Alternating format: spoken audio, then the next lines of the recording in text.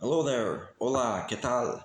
Alright, so today we have a special taste test. Today we're going to be taste testing guacamole. Now, this isn't the store bought stuff, this is the real deal. I made this myself. Yeah, I've been making my own guacamole for years. Um, Something I learned from my Mexican neighbors. Now, guacamole is now the word, like the word for avocado. Oh, by the way, yeah, that's the avocado husk, but well, these are from Mexico. So these avocados are from Mexico, and those are the best kind I've ever had because they grow very well in Mexico. Because avocados have been cultivated in Mexico for centuries, thousands of years. The indigenous people have been cultivating them for thousands of years. But the word avocado is not a Spanish word because, I mean, it sounds like a Spanish word. Avocado, I mean, the word sounds a lot like the Spanish word for lawyer, abogado. So, but no, it's not the same.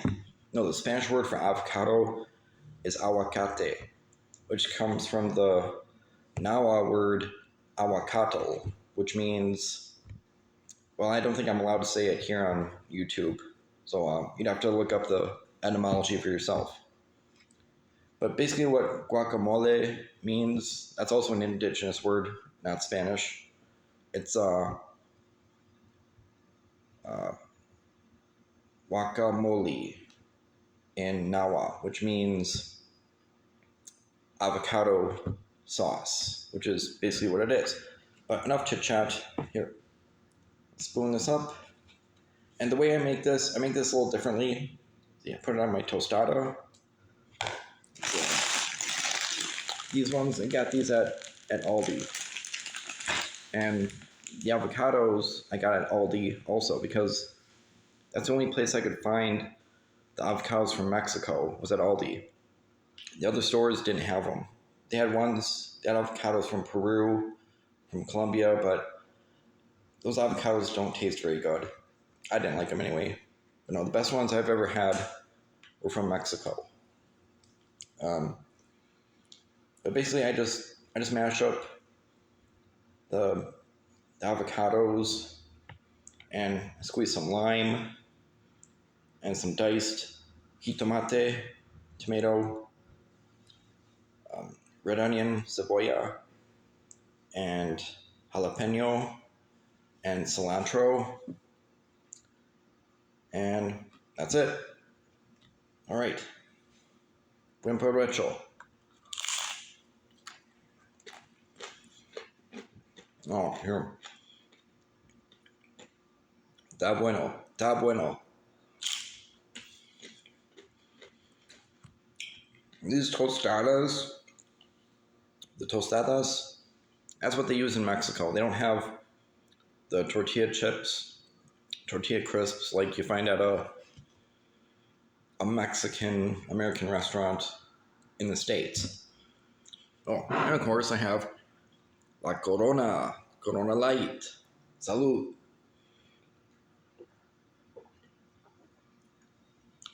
Also, this bandana is from Mexico. I got this bandana in Mexico when I was last there 20 years ago. I was in Guadalajara and I traveled with some mates from college and we just traveled through Mexico, mostly southern Mexico, so Guadalajara and some of the cities along the way, Mexico City included. But we mostly just stayed in the valley of Mexico. Um, but yeah, that was 20 years ago. So I'm sure some things have changed in Mexico. A lot of things have changed. But I'd like to go again someday, traveling in Mexico. It'd be nice. I'd like to see more of. I'd like to go to Oaxaca and maybe Guerrero State, maybe even the Yucatan also, the Caribbean side, or even Veracruz, which is along the Gulf Coast. But I've only been to I've been to the Pacific coast of Mexico, in the states of Jalisco and Michoacan. Beautiful coast, the Pacific coast of Mexico. But anyway, well, bandanas are kind of a traditional thing in Mexico because one of the revolutionary leaders, Jose Maria Morelos, Morelos, he was a revolutionary fighter who fought for the independence of Mexico from Spain.